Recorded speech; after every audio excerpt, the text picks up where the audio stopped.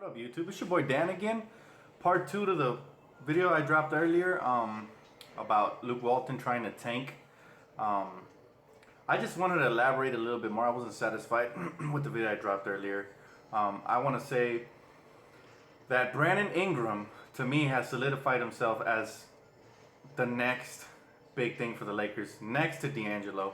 To me, those two shouldn't be touchable unless we get a superstar in return. But I wouldn't trade them, honestly, guys. I think we got to build around those two, and pt2 might be a close third right there.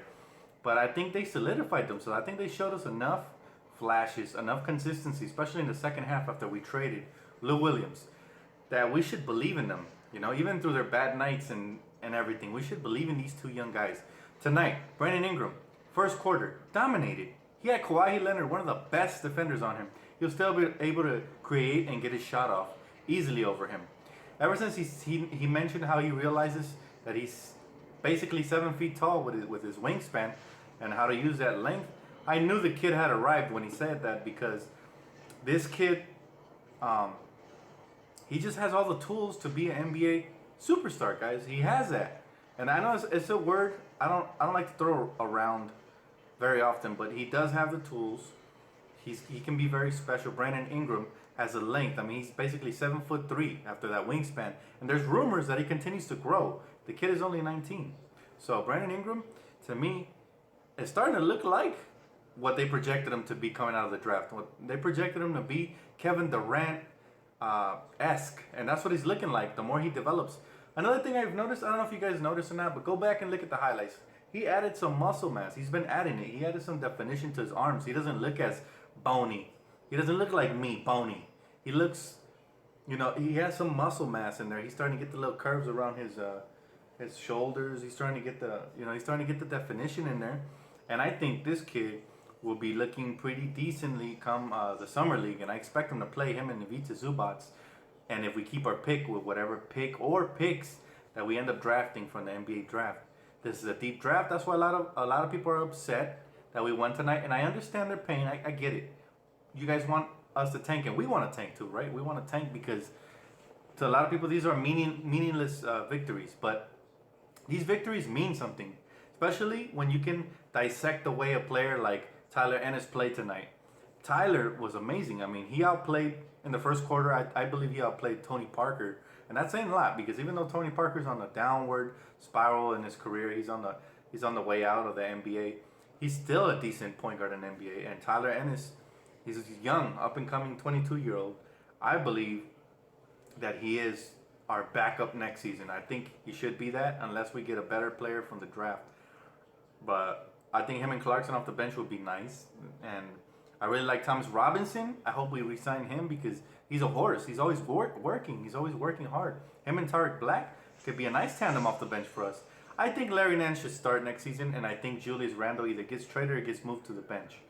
But I like what we have, guys. We have enough young core pieces that even if we miss out on this draft, it's not ideal. We want to stay in this draft because, you know, if you add to this young talent, or even if you use the pick in a trade, it's an asset, right? It's an asset, and it continues to improve your team. But I think we have more than enough young talent to become something serious if we just add the right veterans around this young talent.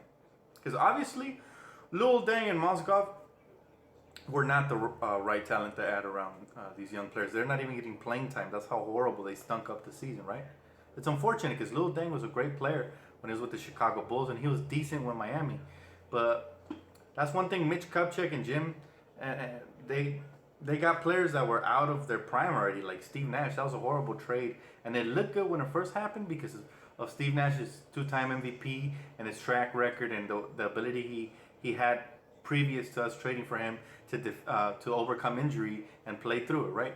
But come on, the guy was 37, and we gave up basically a pick that might still come back to bite us this season. That's not good. That was a horrible trade, and that's why I'm so glad Mitch and Jim are out of here, because they made trades that are going to hurt us in the long run for, like, basically no reward. It didn't pan out. But the thing is that Magic seems to be doing the right thing. By the moment he traded Lou Williams, he let the team know that this team was going to be for the young players moving forward, and he said, D'Angelo, come out and get the team and take over. Come on, Brandon Ingram. Come out and be aggressive. Show us that you can be the leader of this team. The team right now is giving out flyers to any young player that wants to try out. And guys like Thomas Robinson and David Nwaba and Tyler Ennis are acing. They're acing the test. They're passing the eye test.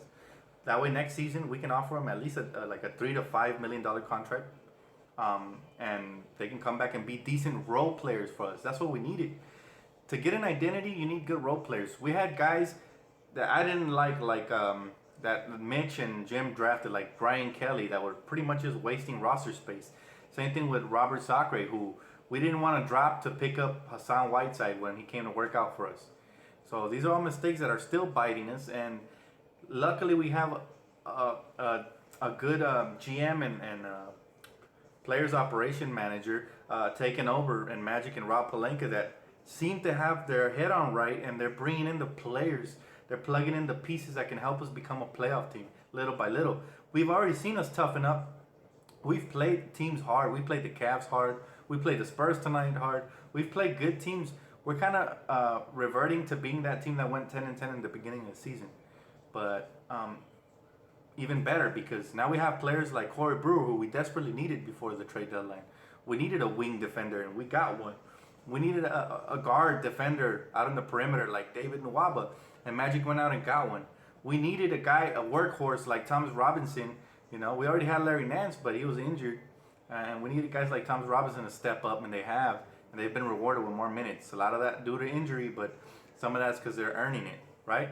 We needed Ivica Zubac to start to see how he would fit in with a nice young team, and he has done that. All thanks to Magic Johnson. I'm sure Magic Johnson is imposing as well.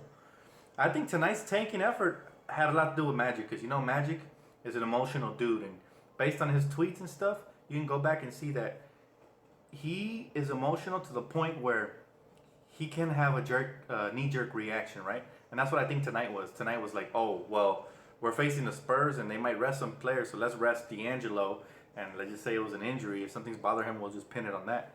And, oh, Brandon Ingram's having a good game. Luke Walton, if anybody's having a good game, yank them out. I think this was a knee-jerk reaction, and it was a mistake, because you don't want to impede progress for the young players to get more young players. That's sending the wrong message. That's like saying you're not good enough. Your development doesn't matter.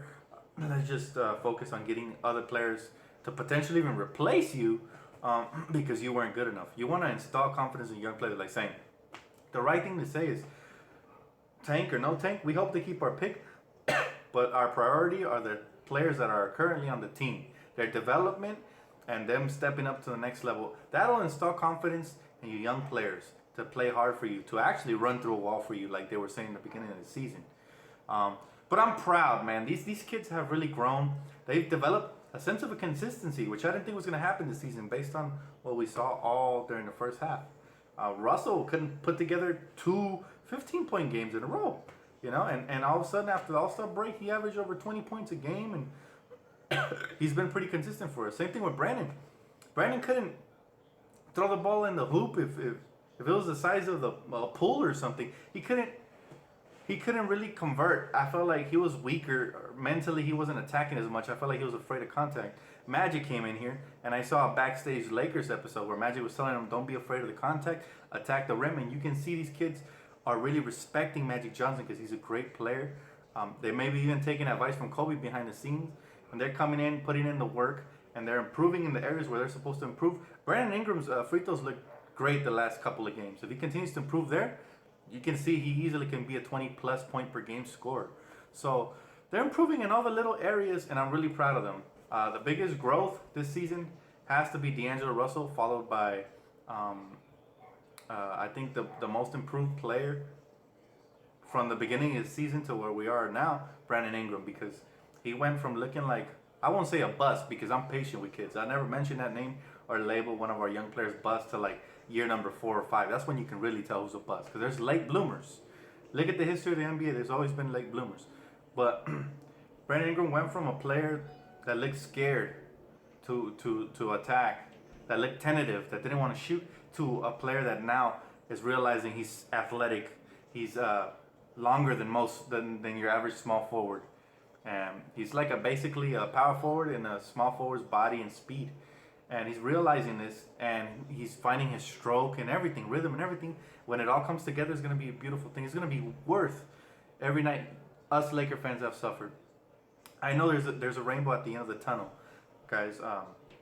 And when we get there, it's just going to be beautiful to watch, because I think D'Angelo is going to be a star player for us. And I think Ingram's going to be a superstar player for us. He might even be our go-to with. And if we're able to get lucky enough to land Lonzo or a Markelle Fultz or a Josh Jackson, or any young piece to this current core, and these players are already starting to come into their own next season, I think we can crack that 7th, 8th, maybe even 6th seed. And then you guys forget that we still have enough room for one max slot. And looking at free agency this year, I'm gonna drop a video of the top 5 free agents we should go after. But I'm gonna drop it in 2 segments: realistic options and dream scenarios. So definitely look for that, because I've been really thinking about it hard, what players we should go. And I kind of have an idea, but I want to continue to do my research, and I want to finish the season out and see how these players fit in for our current roster and for our future roster moving forward. What players fit in? That's another video I'm going to drop. What players need to stay and what players need to go. Because in my opinion, Swaggy P can go. He has only hurt the team. All right. He's only benefited himself with all his hot shooting, but he's a ball stopper, and the ball moves beautifully without him on the court.